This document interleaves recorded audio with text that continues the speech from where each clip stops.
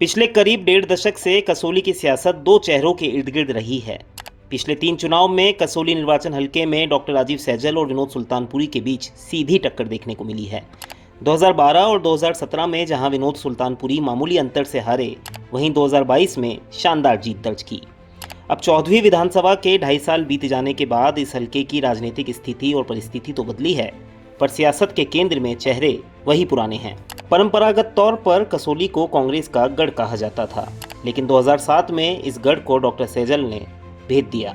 तब कारण था तत्कालीन विधायक और मंत्री रहे रघुराज के खिलाफ एंटी इनकम्बेंसी।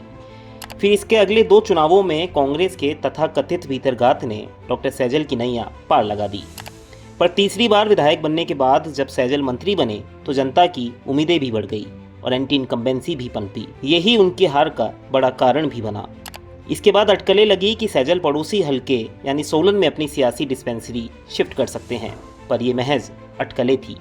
चुनाव हारने के बाद से सैजल लगातार कसौली में डटे हैं और अपनी हार के कारणों को पहचान कर उपचार करने में भी जुटे हैं। ऐसे में अगर कुछ अप्रत्याशित नहीं हुआ तो चौथी बार सैजल और सुल्तानपुरी आमने सामने होंगे।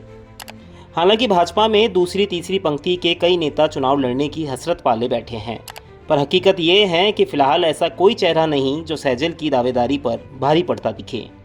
उधर कांग्रेस में तो पूरी सियासत सुल्तानपुरी के चेहरे के इर्द गिर्द ही घूम रही है।